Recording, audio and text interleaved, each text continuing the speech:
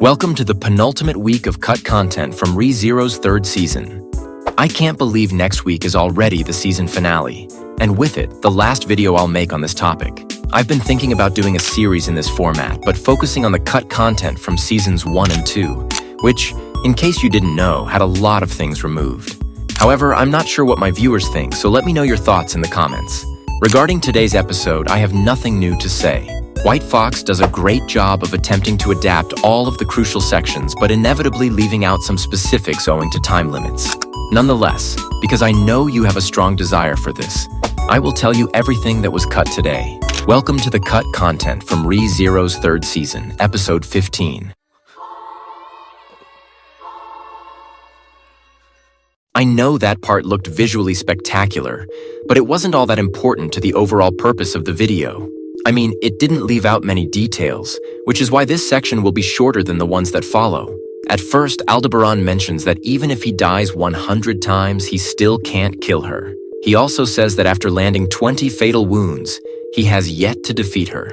I'm really curious about the remaining 15 wounds, considering we've only seen 3 or 4 of Al's attacks so far. Unfortunately, the novel doesn't address this either. Surprisingly, they adapted everything up until the moment she transforms into a dragon. The only thing they left out, and I get why, was the scene where Aldebaran turns his back on Capella and flips her off before heading for the exit. I assume animating that would have been problematic for the anime, so they avoided it. Also, the story makes it clear that the building didn't collapse because of Aldebaran's stomping, but rather due to a magical enchantment he used to blow apart the columns. Later, when he emerges from the water, he mentions wanting to remove his helmet but hesitates, unable to handle the thought of others commenting on his face. This raises suspicion among anime viewers, especially those already aware of the strange theories surrounding Subaru and Aldebaran. Then, while shaking the water off his helmet, he recalls his conversation with Anastasia and Felix before the fight with Capella. He reveals that they had planned from the start to bring down the structure as soon as Capella arrived. It's also revealed that Felix insisted on being the first to speak up and confront Capella in order to gather more information about Crush's condition. Felix also asks Al if he's injured. Al replies that he's not, thanks to his luck, but he adds that since he's not hurt, a beauty like Felix won't be able to tend to him. So in a way, he's actually unlucky. Like Subaru, Aldebaran has a rather peculiar personality. There's also a minor disagreement between Anastasia and Felix. I can see why they left it out of the anime, since when Capella first spoke to Felix, they removed a scene where he attacked her and wounded her with a mysterious magic, in addition to the supposed injury he caused with the knife. Anastasia brings this up, questioning why he never told her about it, to which Felix responds that she never mentioned her own magical abilities either. Later, when Capella appears, the entire sequence is animated except for a joke she makes about supposedly having a child with Aldebaran, which is complete nonsense. The most interesting part is that this scene gives more context about her gospel, but unfortunately, that was cut from the anime. The adaptation removes the moment when Capella explains that while the book suggests different paths to help her achieve her goals, it's ultimately up to her and others to decide whether or not to follow its guidance. In other words, the gospel just offers guidelines, and the archbishops do not adhere to them strictly. I believe this should have been animated, but we can't have everything in life. Finally, they cut the scene in which Felix, blinded by rage at Capella's treatment of others' lives, attempts to attack her but is prevented by Aldebaran, who advises Anastasia to flee as soon as possible. If you're wondering why Felix is so upset, it's because of the way Capella develops and utilizes demi-beasts. As a healer, he has a more personal grasp of the value of life and despises Capella's point of view on the subject. Finally, something was omitted, which I believe was done to prevent revealing additional information about Aldebaran's power, when he states that he can't do anything right now because his dominion has been undone, but if he'd been a little luckier, he could have done something. This may sound enigmatic, but I tell you, it has a lot to do with Aldebaran's power, so pay attention to that point. I almost forgot to mention that in the novel, it's Priscilla who saves Aldebaran. She had already returned from her fight with Sirius, but in the anime, they changed it to Reinhard. I assume they did this to give Reinhard more screen time, since in the novel, he doesn't really do much after splitting up with his family. But let us move on to the next part of this video. My guess is that they'll utilize one of the remaining 3 break times to adjust Petra's speech, and the other 2. As I previously stated, one of the remaining Breaktime episodes would undoubtedly include Petra's speech to the leaders of Emilia's area.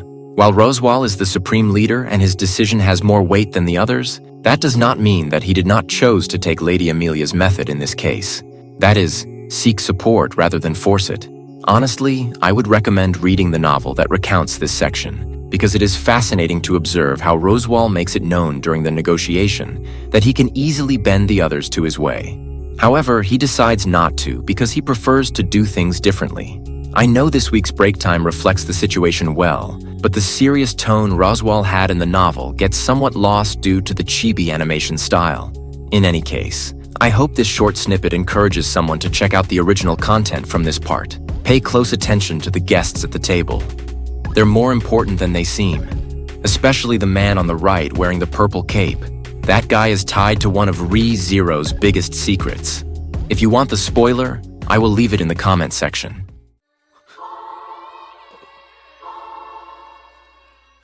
The first major cut in this sequence is a short passage that explains Julius's worldview, how he perceives and values his own life. This is crucial because Roy's actions directly challenge those beliefs, making it harder for Julius to stay focused and ultimately causing him to lose his composure in battle. In fact, we even see someone as usually composed as Julius grow desperate, biting his lip in sheer frustration. But before we move on, let me briefly share the passage that describes the knight's perspective on the world. Julius Euculius was Lugunica's finest knight. Though his words and actions were often misunderstood, he was certain that people were fundamentally good. It was his sincere belief that everyone had a reason for doing what they did, and the underlying cause of misdeeds was often due to the environments in which they occurred. Consequently, he had imagined that every individual had some goodness in them. It was an idealism that could be called immature, even naive. Julius's friends and family often worried because of that side of him, but they also loved him for it. And Julius responded to the concerns and expectations of those around him to the best of his abilities. Julius was a good person, a person who loved people and was beloved by people. That was why, for him, the existence of archbishops like Betelgeuse Romane Conti and other cultists who committed evil acts without any remorse was unpardonable. They were villains who defied explanation or understanding. To Julius, the witch cult was something that shook the very foundation of his knight's resolve. The author's depiction reveals Julius's determination not to allow gluttony's provocation impair his feelings. Unfortunately, this isn't completely effective because the episode implies that Joshua, Julius's younger brother, was consumed by the archbishop. This means that gluttony not only knows all Joshua knows about Julius, but he also has personal knowledge of all of the Julius's skills. And this is extremely unfair because, in a battle, the side with more information about the other has an advantage. Roy Alfard now knows all of Julius and Ricardo's skills, whereas they know nothing about the Archbishop's powers. Or, rather, they will ultimately discover them, but by then, they will be weakened. Furthermore, keep in mind that the Gluttonies are a single entity with shared power. Thus, it is not unreasonable to assume that all of the talents one possesses are also possessed by another. This is exactly what happens today.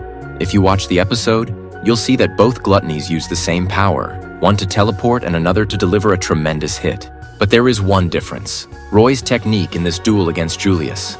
At one point, he mentions the lunar eclipse. Why is this relevant? Because activating this technique allows him to employ and mix the spells and abilities he previously took from his victims. In short, Julius and Ricardo are up against the combined techniques of all Gluttony's victims, not just a single archbishop. That is why Gluttony provides the spiel about how the blow he administers originally belonged to someone who used it on 88 boys. Gluttony understands this since he consumed and collected the powers of the horrible man who murdered 88 young men. The same is true for the teleportation and water dragon spells he used. Both are stolen skills. It's not unexpected that Roy can manage both of them without trouble. In fact, the anime makes them look less pathetic. Ricardo's counterattack on the water dragon is a vivid illustration of this. According to the novel, he battled significantly to reject the attack, and his mouth ended up bleeding. Meanwhile, in the anime, he simply appears fatigued. Before moving on to the scene's centerpiece, the flashback of Julius and his brother Joshua, I must express my disappointment that Julius' final attack was truncated so short. While the sequence in the anime ends there, in the novel, Roy Alphard has the option of opposing Julius' strike and entirely nullifying it with his water dragon magic. As if that wasn't enough, he also destroys Julius' sword, which was imbued with Alclarista. Keep in mind that this technique is no small accomplishment. It was the same attack that defeated Pateljuice. As you can see, Roy utterly humiliated Julius, but the worst isn't finished yet. Following this, the novel's narrative explicitly states that Roy drew his swords and made a move that resulted in the amputation of an arm, which then dropped to the ground. If you want spoilers for this section, I will post them in the comments. While the entire action sequence was engaging, what caught my attention the most was the flashback of the two brothers. In the novel, whenever someone remembers a loved one devoured by gluttony, their name is obscured by black squares. I was curious to see how the anime would handle those awkward black rectangles, so I was glad they opted to simply distort the faces of certain loved ones instead. Now, in terms of the flashback's content, I believe it must have been upsetting to discover that Joshua, Julius' younger brother, despised him. While there are many interpretations of Joshua's underlying hatred toward Julius, I believe a simple approach to explain it is to compare it to Rem's sentiments of inferiority toward Ram. Joshua was always born with a weak constitution, so watching Julius join the family and achieve all he couldn't do must have left him feeling insufficient and resentful. However, as he grew, developed, and went on in life, I think he realized that his hatred was unjustified and resolved never to express it again. I believe what happened is that Roy saw Joshua's memories, and after witnessing his hatred, couldn't comprehend that a normal person eventually moves on and lets go of negative emotions. However, since the archbishops are inherently abnormal, they lack the same emotional capacity as others. It is also possible that Joshua feels deep-seated animosity toward his brother but conceals it skillfully. Honestly, you are free to choose whichever interpretation you want. However, after reading the side stories regarding these brothers' pasts, I believe Joshua does not harbor anger toward Julius, and this is all a misconception caused by gluttony. Anyway, let's move on to the next section. The scenario featuring Otto had some anime-exclusive touches, but I did not detest it. In fact, I believe it worked out better this way, but more on that later. The first cutscene occurred when Dynas asked Otto if it was feasible to bring more water dragons to assist in the battle against Lay.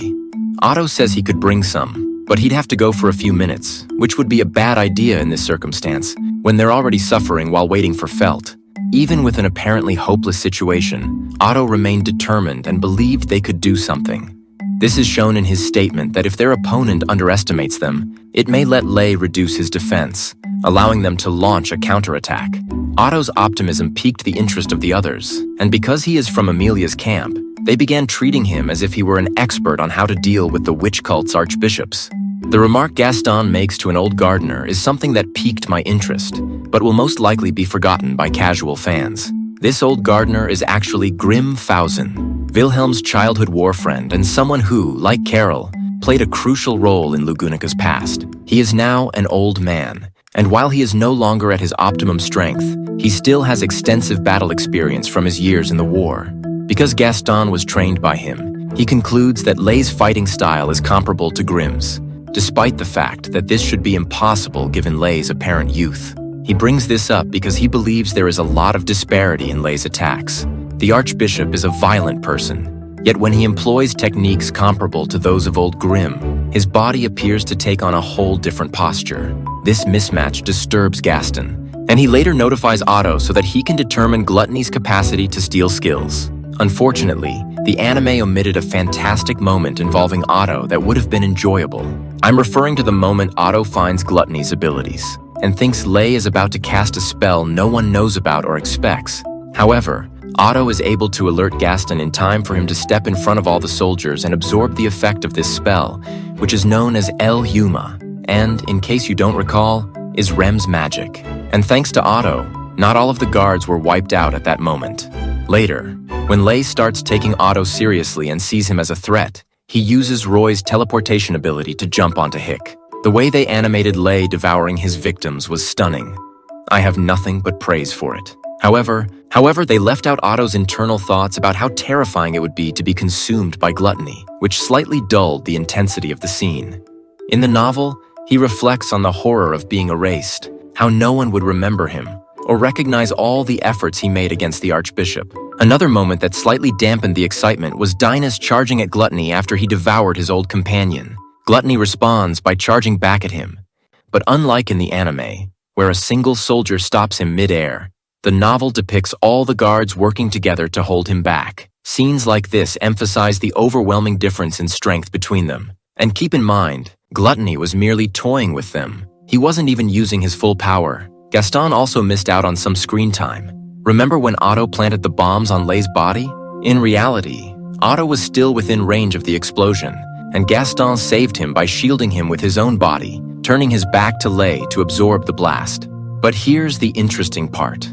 Gaston had spent the year between the second and third seasons refining his mana flow technique, strengthening his body to withstand Otto's bombs. So it's not surprising that Lei, who has an even deeper understanding of the technique, could endure the explosion just as well, if not better. I bring this up because while watching the episode, a viewer in my stream mentioned how unrealistic it seemed. Before moving on to the other parts, I want to highlight a translation mistake made by Crunchyroll. The line Miriam and Mary should have been translated as Miriam and Mei Li. This is important because Gluttony, having consumed the memories of Hick, Dinas's close friend, now knows everything about his life. From this line, viewers can infer that Dinas is Mei Li's father, but this crucial detail might be lost due to Crunchyroll's mistranslation. I recommend reading the novel about the White Scales group's first debut. There, it is revealed that their hometown was attacked by the Great Serpent, a creature as infamous as the Great Rabbit and the White Whale. But back to today's show. I appreciated the anime exclusive edition in which Lei offered to eat Otto's fingers in exchange for knowledge, only to be saved by Biko. Originally, this did not occur in the novel. Betty merely emerged after Lei's explosion.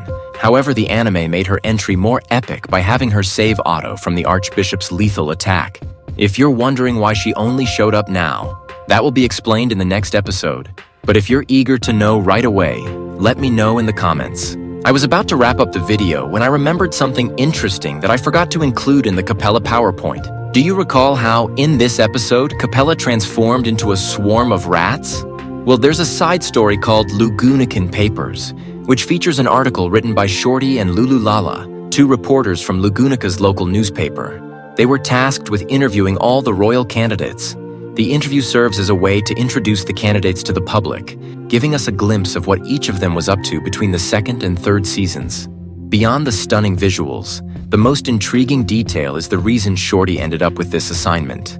He was forced to take the job after his original article was rejected. His boss dismissed it as outrageous and unrealistic. But what exactly was his initial report about?